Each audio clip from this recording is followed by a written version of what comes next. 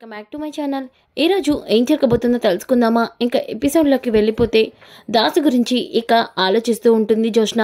ఇదేంటి ఆ కాశీగాడు దాసు గురించి కంప్లైంట్ ఇచ్చాడు అంటే ఖచ్చితంగా నా గురించి అన్ని నిజాలు బయటకు వస్తాయి. నేనే వాడిని చంపానన్న నిజం అందరికీ తెలిసిపోతుంది. ఆ తర్వాత తాత ఎట్టి పరిస్థితిలోనూ నన్ను వదిలిపెట్టడు. ఖచ్చితంగా నన్ను పోలీసులకి అప్పగిస్తాడు. దీప ఇంటి వారసురాలని అందరికీ తెలిసిపోతుంది. అప్పుడు నా గతి ఏమవుతుంది అని జోష్న ఆలోచిస్తూ చాలా టెన్షన్ పడిపోతూ ఉంటుంది. పారిజాతం అక్కడికి వస్తుంది. నా కొడుకుని ఏం చేసావే చెప్పు. నా కొడుకుని నువ్వే కదా ఏదో చేశావు. ఏం చేసావే నా కొడుకుని అని వెనకాలే. గ్రాని పిచ్చి పట్టిందా నీకు? నీ కొడుకుని నేనేం చేస్తాను? పిచ్చి పిచ్చిగా వాగుతున్నావేంటి? నిన్నటి నుంచి నేను పిచ్చి పిచ్చిగా వాగడం కాదే.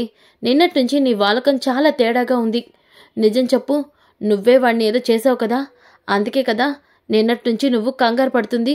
సుమిత్రని గదిలో పెట్టి తాళం వేయటం, నువ్వు బయట నుంచి రావటం, అడిగితే మర్డర్ చేశానని చెప్పడం, ఇదంతా చూస్తూ ఉంటే ఖచ్చితంగా దాసుని నువ్వే ఏదో చేసావు. చెప్పవే, ఏం చేశావు నా కొడుకుని నువ్వు? గ్రాని చెప్తుంటే అర్థం కావట్లేదా? నీ కొడుకుని నేనెందుకు ఏమైనా చేస్తాను? అయినా నాకేంటి సంబంధం? పిచ్చి పిచ్చిగా వాగమాకు. పిచ్చి పిచ్చిగా వాగడం కదే అన్ని నిజాలు బయటికి వస్తాయి. నిజానికి నువ్వు గనుక వాడిని ఏదైనా చేశావని నాకు తెలిస్తే మాత్రం జోష్న ఎట్టి పరిస్థితుల్లోనూ నేను ఊరుకోను.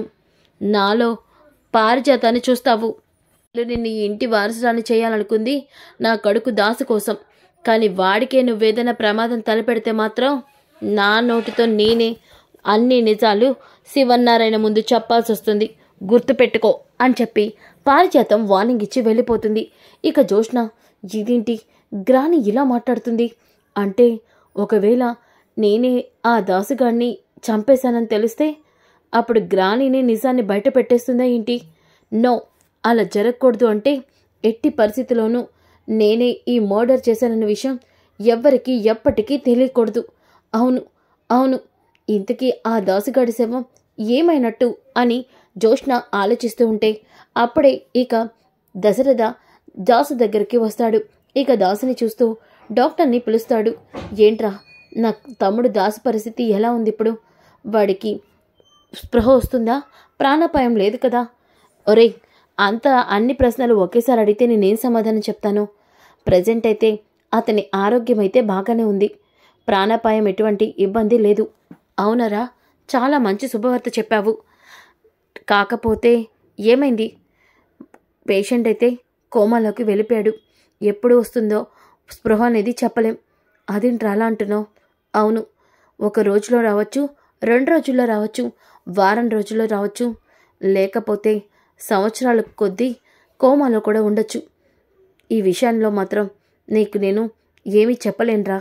ఇదంతా అతని పరిస్థితి మీద ఆధారపడి ఉంటుంది. ఒరే, ఎలా అయినా వాడు త్వరగా స్పృహలోకి రావాలి. ఎందుకురా? ఎందుకు అసలు అతని గురించి ఇంత ఆలోచిస్తున్నావు? అతని తలమే కొట్టింది ఎవరు? అలాగే స్పృహలోకి వచ్చాక నువ్వు ఏం తెలుసుకుందాం అనుకుంటున్నావు? వాడితో నేను చాలా మాట్లాడాల్సింది ఉంది. అందుకే వాడు స్పృహలోకి రావాలి. ఎంత ఖర్చైనా పర్వాలేదు. ఫారెన్ నుంచి డాక్టర్స్ని తెప్పించు. దాసు మాత్రం త్వరగా స్పృహలోకి రావాలి.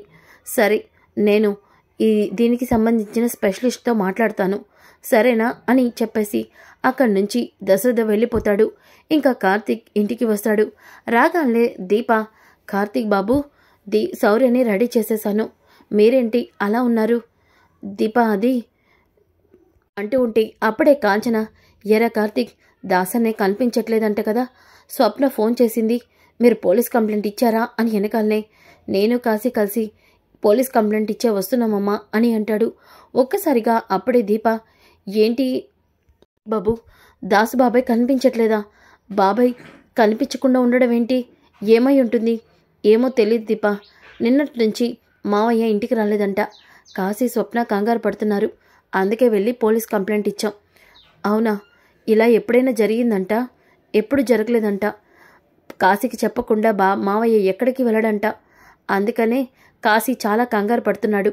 పోలీస్ కంప్లైంట్ ఇచ్చాంగా, 2-3 రోజుల్లో మావయ్య ఎక్కడున్నా మావయ్యని వాళ్ళు పట్టుకుంటారు. ఏం ప్రమాదం లేదులే. ఒరేయ్, మా అన్నయ్య చాలా మంచోడు, త్వరగా ఇంటికి వచ్చేస్తే బాగుండు, మనకి వాళ్ళకి పెద్ద దిక్కుగా ఉంది అన్నయ్యే అని చెప్పి కాంచన అంటుంది. ఇక ఇంతలోకి అనసూయ, కార్తీక్ బాబు నేను కూడా శౌర్యతో పాటు రానా అని అనసూయ అమ్మ అంటుంది.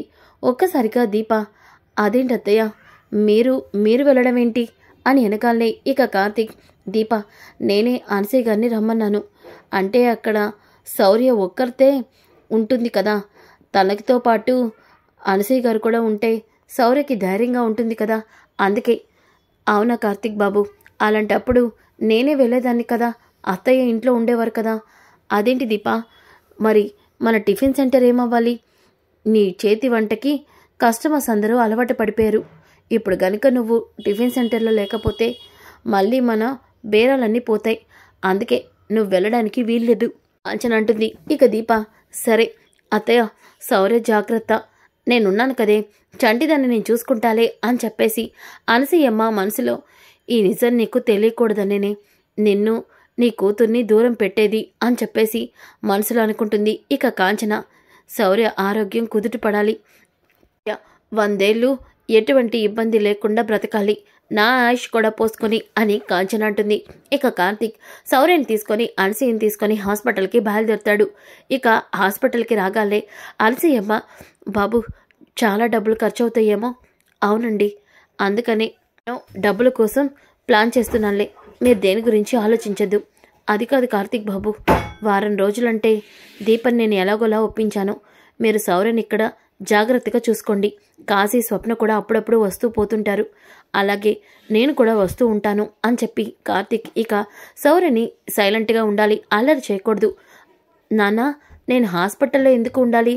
నీకు కొంచెం ఆరోగ్య సమస్య ఉంది, ఈ విషయం అమ్మతో చెప్తే భయపడుతుంది, అందుకే అమ్మతో చెప్పకుండా నేను ఇక్కడికి తీసుకొచ్చాను అని కార్తీక్ అలాగే అనసూయ శౌర్యని కన్విన్స్ చేసి హాస్పిటల్లో జాయిన్ చేస్తారు.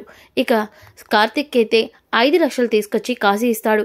ఇక బిల్లు 5 లక్షలు పే చేసి శౌర్యనైతే హాస్పిటల్లో జాయిన్ చేస్తారు. శౌర్యకి ట్రీట్మెంట్ స్టార్ట్ చేసిన డాక్టర్, కంగ్రాట్స్ కార్తీక్, ఇప్పుడు శౌర్యకి సర్జరీ చేయడానికి మనం ఫారెన్ నుంచి అపాయింట్మెంట్ తీసుకున్న డాక్టర్ కూడా ఇండియాకి వచ్చేశారు. అవునా డాక్టర్? అవును, ఆయన నిన్న మార్నింగే ఇండియాకి వచ్చారంట. ఇక ఎటువంటి ప్రాబ్లం లేదు, శౌర్యకి సర్జరీ కంప్లీట్ అయిపోయినట్టే. మీరు 50 lakhs అరేంజ్ చేసుకోండి, మేము సర్జరీకి కావాల్సినవన్నీ కూడా సిద్ధం చేసుకుంటాం. ఓకే డాక్టర్ అని చెప్పి కార్తీక్ అంటాడు. ఇక కాశీ, బావా ఇప్పుడు మనం 50 లక్షలు ఎక్కడి నుంచి తీసుకొస్తామో అదే అర్థం కావట్లేదు కాశీ, కానీ ఎలాగైనా సరే 50 లక్షలు తీసుకొస్తాను, నా కూతుర్ని నేను బ్రతికించుకుంటాను అంటూ కార్తీక్ నుంచి వెళ్ళిపోతాడు. ఇక కాశీ, సారీ బావా, నేనిప్పుడు నీకు సహాయం చేయలేని పరిస్థితిలో ఉన్నాను, కనీసం నాన్న సమయానికి ఉన్నా ఏదో ఒకటి చేసేవాడు, అసలు నాన్న ఎక్కడున్నాడో తెలియటం లేదు, పోలీసులు కంప్లైంట్ ఇచ్చాను కానీ ఎంక్వైరీ చేస్తున్నారో లేదో అని చెప్పి కాశీ అనుకుంటాడు. ఇంకా ఉదయం అవుతుంది. ఉదయమైన తర్వాత ఇంకా కార్తీక్ అయితే ఎన్నో చోట్ల ప్రయత్నిస్తాడు, కానీ ఎక్కడ మాత్రం కార్తీక్కి 50 లక్షల అప్పు దొరకదు. దాంతో కార్తీక్ రాత్రంతా పడుకోకుండా ఆలోచిస్తూనే ఉంటాడు.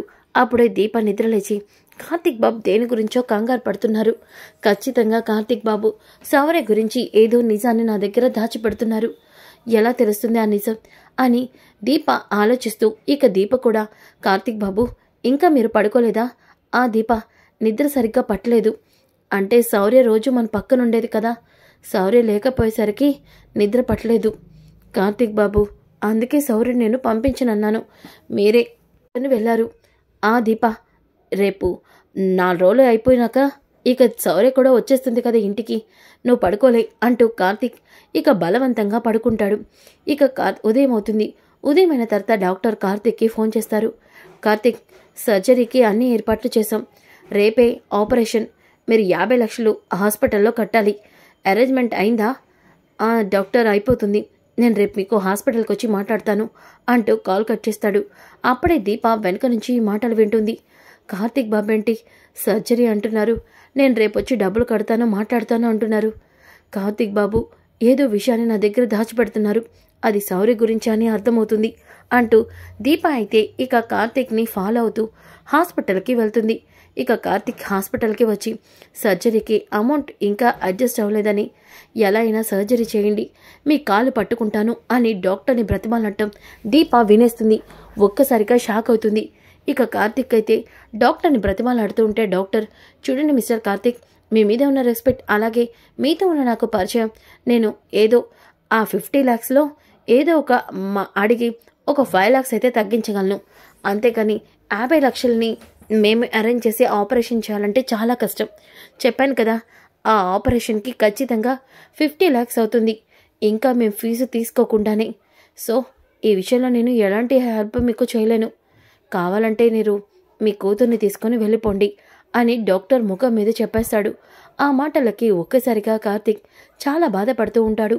అప్పుడే దీప వెనక నుంచి కార్తిక్ బాబు అని వెనకాలనే, దీప నువ్వేంటిక్కడ, అయినా నువ్వేంటి ఇక్కడికి వచ్చావు, ఏమైంది కార్తిక్ బాబు, మీ కళ్ళలో ఎందుకు ఆ కన్నీళ్ళు? అది దీప, నేను ఏడవట్లేదు, ఇక్కడికి వచ్చేసరికి దుమ్ము పడింది. మరి డాక్టర్ కాళ్ళ మీద పడి ఎందుకు బ్రతిమాలాడుతున్నారు మీరు? దీప అంతా చూసేసిందా? అది దీప, చాలు కార్తిక్ బాబు చాలు, శౌర్య ఆరోగ్య పరిస్థితి గురించి తెలిసి మీరు ఎందుకు నాతో నిజాన్ని దాచిపెట్టారు? ఎందుకు మీరు నాకు నిజం చెప్పకుండా ఇలా డాక్టర్ని బ్రతిమలాడుతున్నారు? చెప్పండి కార్తిక్ బాబు, శౌర్యకి ఏమైంది, శౌర్య ఏ పరిస్థితిలో ఉంది, నాకు చెప్పండి కార్తిక్ బాబు అంటూ దీప ఏడుస్తూ కార్తిక్ని నిలదీస్తూ ఉంటే ఒక్కసారిగా కార్తిక్ ఇక దీపని చేపట్టుకొని ఐసీలో ఉన్న శౌర్యని చూపిస్తాడు. శౌర్య, చూడు దీప ఎలాంటి కండిషన్లో ఉందో.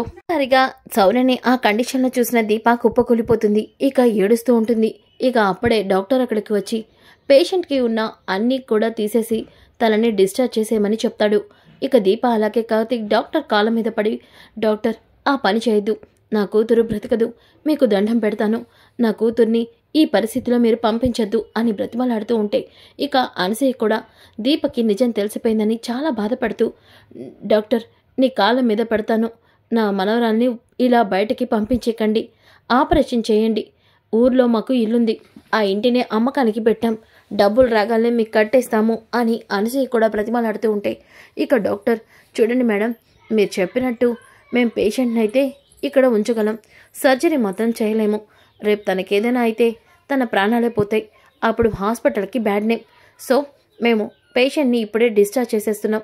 అలాగే కార్తిక్, ఇప్పుడు తను ఉన్న 3 daysకి కావాల్సిన ఎక్విప్మెంట్స్ అన్నీ కూడా మేము అరేంజ్ చేసాం, వాటికి అమౌంట్ డిడక్ట్ చేసుకొని మిగతా అమౌంట్ని మీరు రిసెప్షన్లో తీసుకోండి అని వెనకాలనే ఇక కార్తిక్, డాక్టర్ అలా మాట్లాడద్దు, నా కూతురు ఇక్కడ ఉంటేనే సేఫ్గా ఉంటుంది, ప్లీజ్ డాక్టర్ అని ఇద్దరు కూడా బ్రతిమలాడుతూ ఉంటే అప్పుడే ఫారెన్ నుంచి వచ్చిన డాక్టర్ అక్కడికి వస్తాడు.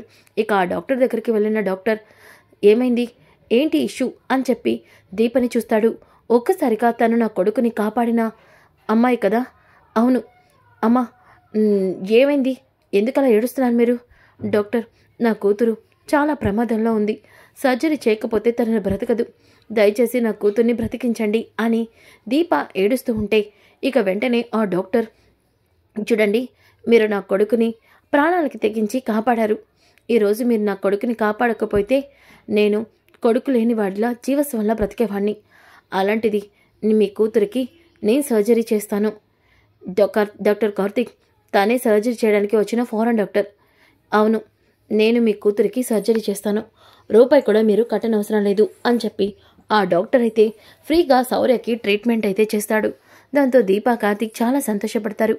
ఇక కార్తిక్ అయితే, దీప నువ్వు నా ప్రాణదాతవి, ఈ లాకెట్ శౌర్య మెడలో ఉంటే నువ్వు తనని కాపాడుతావని నేను నమ్మాను, అదే జరిగింది, ఈరోజు నువ్వు చేసిన మంచి వల్లే శౌర్య మళ్ళీ మనకి ప్రాణాలతో దక్కింది అని కార్తిక్ మనసులో అనుకుంటాడు.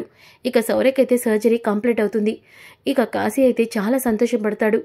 శౌర్య అయితే ఆపరేషన్ సక్సెస్ అయ్యి తనకేమీ కాలేదు, కానీ నాన్న కండిషన్ ఇప్పుడు ఎలా ఉంది, నాన్న అసలు ఎక్కడ ఉన్నాడు, పోలీస్కి ఇప్పుడే ఫోన్ చేస్తాను అని చెప్పి ఇన్స్పెక్టర్కి కాల్ చేస్తాడు.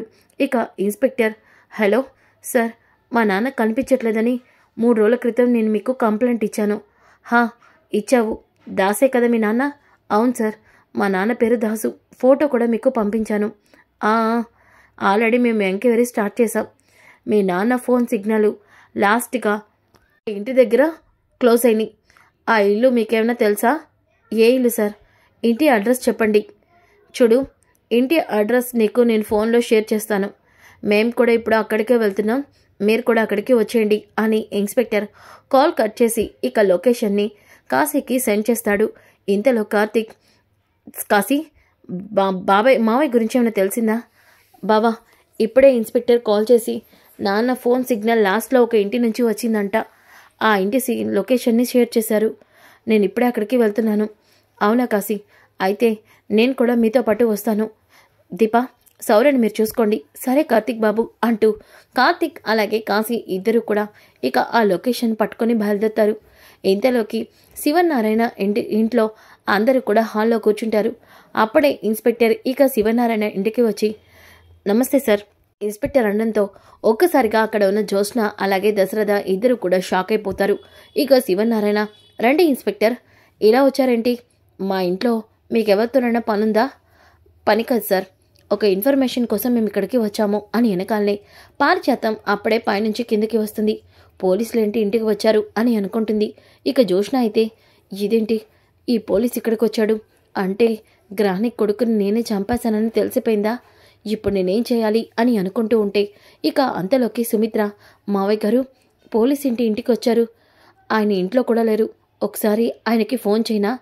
దశరథకి ఎందుకమ్మా ఇప్పుడు నువ్వు ఫోన్ చేయడం? విషయం ఏంటో నేను తెలుసుకుంటానుండు. ఇన్స్పెక్టర్, మీరు ఎందుకు మా ఇంటికి వచ్చారు? సార్, దాసు అనే ఒక వ్యక్తి కనిపించట్లేదని మాకు కంప్లైంట్ వచ్చింది. అబ్బో, ఆ దరిద్రుడి కోసం మీరు ఇక్కడికి వచ్చింది. సరే ఇదిగోండి, తనే వాళ్ళమ్మ, మీరేం మాట్లాడాలనుకున్నా తనతో మాట్లాడండి అని వెనకాలనే అప్పుడే ఇన్స్పెక్టర్, మేడం, దాసు వాళ్ళ మదర్ మీరేనా? అవును ఇన్స్పెక్టర్ గారు, నా కొడుకు ఏమైంది? వాడు కనిపించాడా? లేదు మేడం, కానీ కనిపించకుండా పోయిన తర్వాత లాస్ట్గా ఆయన ఫోన్ సిగ్నల్ మీ ఇంటి దగ్గరే స్టాప్ అయింది. అంటే ఆయన ఇక్కడికి వచ్చాడు, మీ ఇంట్లో ఎవరినో కలిశాడు. ఆ విషయం తెలుసుకోవడానికి మేము ఇక్కడికి వచ్చాం. సో మీరు అతన్ని మాట్లాడారా? అతనితో కలిశారా అని వెనకాలనే ఒక్కసారిగా జ్యోత్స్న షాక్ అవుతుంది. ఇన్ఫర్మేషన్ కోసం వచ్చాడా? ఇప్పుడు నేనేం చేయాలి అని టెన్షన్ పడుతూ ఉంటే ఇక పారిజాతం, నా కొడుకు లాస్ట్గా ఈ ఇంటికి వచ్చాడా? సారీ, మమ్మల్ని ఎవరిని కలవలేదు. అయినా దాసుగాడు ఇక్కడికి వచ్చి ఎవరిని కలిసి ఉంటాడు? ఏమై ఉంటుంది అని కంగారుగా ఉంటే ఇంతలోకి ఇన్స్పెక్టర్ శివనారాయణతో, సార్, ఈ విషయంలో మీ ఇంట్లో వాళ్ళని మేము ఎంక్వైరీ చేయాలి. సరే చేయండి, ఇప్పుడు మీరు చేసే ఈ చండాలమంతా ఆ దరిద్రుడి వల్లే అని మాకు అర్థమైంది రండి. మీరు ఎటువంటి ఇన్ఫర్మేషన్ కావాలన్నా మేము ఇవ్వడానికి సిద్ధంగా ఉన్నాం. సార్, మీ ఇంటి ఆరు బయట సీసీ కెమెరా ఉండడం చూశాను, ఒకసారి సీసీటీవీ ఫుటేజ్ వీడియోని ఆన్ చేయమంటారా అని వెనకాలే ఒక్కసారిగా జ్యోత్స్న షాక్ అవుతుంది. ఇదేంటి, ఇంత సింపుల్ విషయాన్ని నేను ఎలా మర్చిపోయాను? బయట సీసీ కెమెరా ఉంది కదా, అందులో నేను గ్రహాని కొడుకుని తల పగలగొట్టింది వీడియో రికార్డ్ అయ్యే ఉంటుంది. ఇప్పుడు ఆ వీడియో చూస్తే అందరికీ నేనే దాసుగాడిని చంపానని తెలిసిపోతుంది. ఇప్పుడు ఏం చేయాలి అని టెన్షన్ పడుతూ ఉంటుంది. ఇంతలో శివనారాయణ వాచ్మ్యాన్ని పిలిపించి ఇక వీడియోని ఆన్ చేయమని చెప్తాడు. ఇంకా అప్పుడే వీడియోని ఆన్ చేస్తారు. ఇంకా కాశీ అలాగే కార్తీక్ కూడా ఇంటికి వస్తారు. రాగానే ఇక ఇన్స్పెక్టర్, ఈ ఇంటి నుంచే లాస్ట్గా సిగ్నల్స్ మీ నాన్నవి వచ్చాయి, అందుకే ఇక్కడికి వచ్చాం. అలాగే ఇంటి బయట సీసీ కెమెరాని ఇప్పుడే చెక్ చేస్తున్నాం చూడండి అని అనగానే కార్తీక్, కాశీ కూడా ఆ వీడియోని చూస్తూ ఉంటారు. జ్యోత్స్నకైతే ముచ్చెమటలు పడుతూ ఉంటాయి. ఇక ఇంతలోకి వీడియో ప్లే చేయగానే కాశీ, దాసు ఇంటికి రావటం, అలాగే పారిజాతం అలాగే శివనారాయణ ఇంట్లోంచి వెళ్ళిపోయాక లోపలికి రావటం, అప్పుడే జ్యోత్స్న ఇక దాసుని బలవంతంగా లోపల నుంచి బయటకి తీసుకురావటం, ఇక తన కాళ్ళ మీద తనని బ్రతిమలాడటం, ఇవన్నీ కనిపిస్తాయి. శివనారాయణ, మనోరాలా, నువ్వేంటి ఆ దాసిగాడి కాళ్ళ మీద పడి బ్రతిమలాడుతున్నావు? ఏమైంది? అసలు దాసిగాడిని నువ్వు బయటికి ఎందుకు నెట్టేస్తున్నావు అని సుమిత్ర కూడా ఇక జ్యోత్స్నని నిలదీస్తూ, ఇంత జరిగితే నువ్వెందుకు మాతో నిజం చెప్పలేదు అని అంటూ ఉంటే ఇంకా జ్యోత్స్నకైతే చాలా కంగారు పడుతుంది.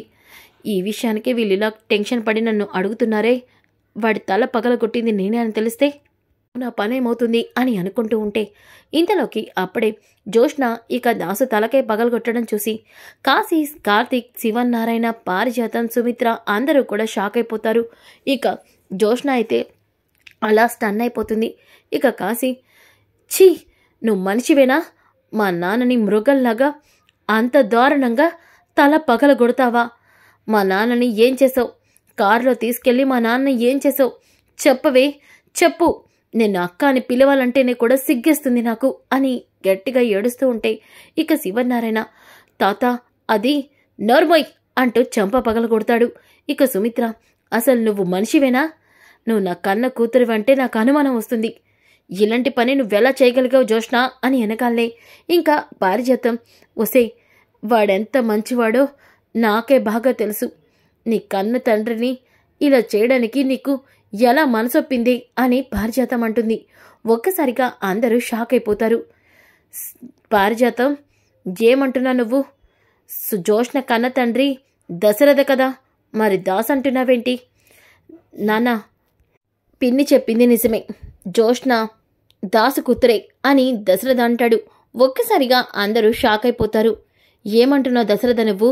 జోష్న దాసుని చంపేసింది. లేదు నానా, దాసు చనిపోలేదు, దాసు బ్రతికే ఉన్నాడు. దాసు అని చెప్పేసి కట్టుకట్టి దాసుని ఇంటికి తీసుకొస్తాడు దశరథ. ఒక్కసారిగా దాసును చూసిన కాశీ అలాగే పారిజాతం, ఒరే దాసు, నాన్న అంటూ దగ్గరికి వెళ్తారు. నాకేం కాలేదమ్మా, నాకేం కాలేదురా కాశీ అని వెనకాలనే ఇక దశరథ, నాన్న జరిగింది నేను చెప్తాను. జోష్న దాసుని చంపింది. ఎందుకో తెలుసా మీకు? ఏంట్రా నువ్వంటుంది? దాసు కూతురు జోష్న అంటున్నావు, ఇప్పుడు దాసుని జోష్న చంపింది అంటున్నావు. అసలు నాకేమీ అర్థం కావట్లేదు. నేను చెప్తాను సార్, జోష్న మీ మనవరాలు కాదు, ఈ ఇంటి వారసురాలు కాదు, సుమిత్ర వదిన దశరథ అన్నయ్య కూతురు కాదు. అందుకే ఆ నిజం ఎక్కడ బయటపడుతుందోనని నన్ను చంపాలని చూసింది. నిజాన్ని నాతోనే అంతం చేయాలని చూసింది. కానీ ఆ భగవంతుడు అనేవాడు ఉంటాడు కదా, ఆయనకి బాగా తెలుసు ఎవరికి ఎలాంటి మంచి చేయాలో. అందుకే ఆ భగవంతుడు దశరథ అన్నయ్య రూపంలో నన్ను కాపాడాడు. అవును సార్, మీకు నిజం తెలియాలంటే 25 ఏళ్ల క్రితం ఏం జరిగిందో మీకు తెలియాలి.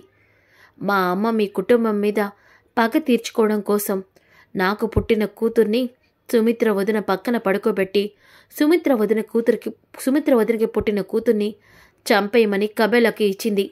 కానీ కబేలా ఆ పాపని చంపలేక బస్టాండ్లో వదిలి వెళ్ళిపోయాడు. అప్పుడే కుబేర్ అనే ఒక గొప్ప వ్యక్తి దీపని తీసుకెళ్ళి పెంచుకున్నాడు. మీ మనవరాలు దీపే మీ ఇంటి వారసురాలు, మీ మనవరాలు అని దాసు చెప్పడంతో ఒక్కసారిగా శివనారాయణ, సుమిత్ర, దశరథ అందరూ కూడా షాక్ అయిపోతారు. ఇక కార్తీక్, మావయ్య మీరేమంటున్నారు నిజంగా? అవును కార్తీక్, దీపని అలాంటి పరిస్థితిలో చూసినప్పుడల్లా నా గుండె తరలిపోయేది. దీప ఈ ఇంటి వారసురాలన్న నిజాన్ని చెప్పేయాలని చాలాసార్లు ఈ ఇంటికి వచ్చాను. కానీ జోష్న ఈ నిజం చెప్తే తను ప్రాణాలు తీసుకుంటానని నన్ను బెదిరించింది. అందుకే ఇన్ని రోజులు ఈ నిజాన్ని నా గుండెల్లో దాచుకున్నాను. కానీ జోష్న తెగింపుని, తన మూర్ఖత్వాన్ని చూసి నిజాన్ని చెప్పేద్దామనుకుంటే తను కన్న తండ్రినని చూడకుండా నన్నే చంపాలని చూసింది. కానీ అది జరగలేదు. న్యాయమే, నిజమే గెలిచింది. మీ మనవరాలు, మీ కూతురు దీప అని అందరి ముందు నిజం చెప్పేస్తాడు దాసు. ఒక్కసారిగా అందరూ షాక్ అయిపోతారు. సో ఫ్రెండ్స్, కమింగ్ ఎపిసోడ్ చాలా ఇంట్రెస్టింగ్గా ఉంటుందని తెలుస్తుంది కదా. Don't miss. ఈ వీడియో నచ్చితే తప్పకుండా లైక్ చేసి షేర్ చేయండి. Thanks for watching.